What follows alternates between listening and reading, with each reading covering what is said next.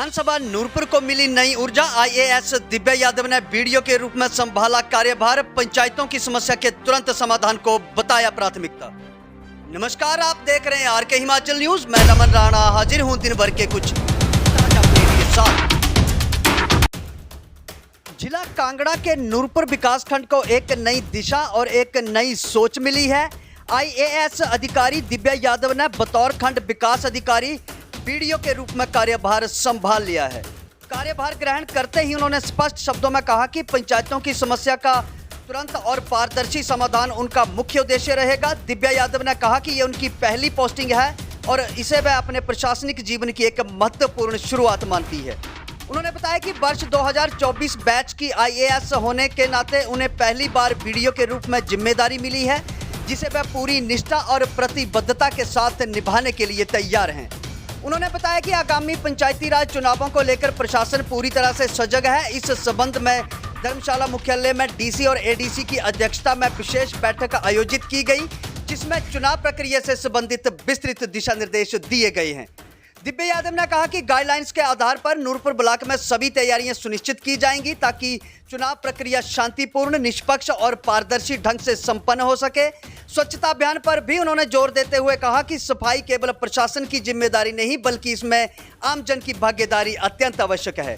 यदि प्रशासन और जनता मिलकर प्रयास करें तो स्वच्छ और आदर्श पंचायतों का सपना साकार किया जा सकता है।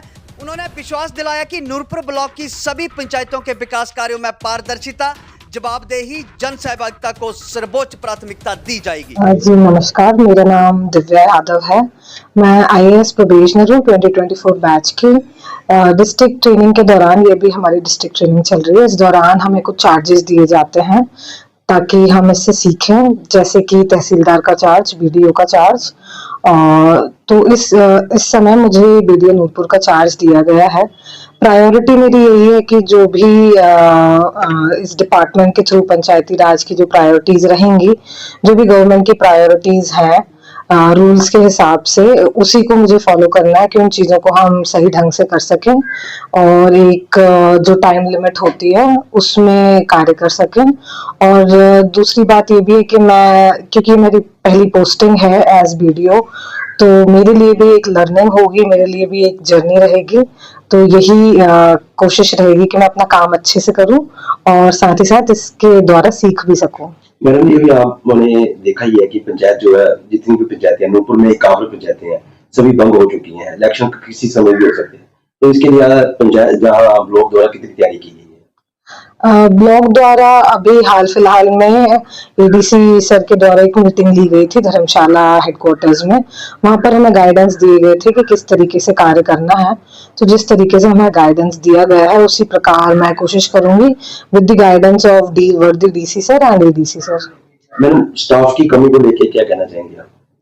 अभी तो मैंने ज्वाइन किया है, मैं 1-2 दिन ही हुए हैं। मैं ट्राई कर रही हूँ कि कैसे हम वर्क अलॉट कर पाते हैं, कैसे कार्य कर पाते हैं। बाकी जो भी होगा आगे विद गाइडेंस हम कोशिश करेंगे कि सही से सही कार्य हो सके। स्वच्छता अभियान के लिए आप लोगों से क्या अपील करना चाहेंगे?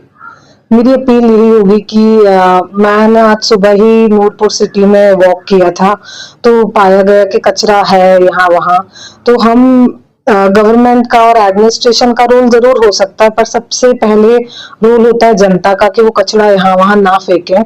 जितनी हो सके कोशिश करें कि वो कचरे को सेग्रीगेट करें बायोडिग्रेडेबल, नॉन बायोडिग्रेडेबल में। और जो भी कचरा गाड़ी आती है या फिर जो भी एक प्रक्रिया बनाई गई है उसका पालन करके कचरा वैसे ही डालें। और एक निवेदन मेरा ये भी है कि जो हमारा पॉन्ड है, ऑफिस के बाहर ही एक पॉन्ड है जो बताया जाता है कि काफी पहले प्राचीन पॉन्ड है, उसमें स्वच्छता बनाए रखें, कोई कचरा उसमें ना डालें।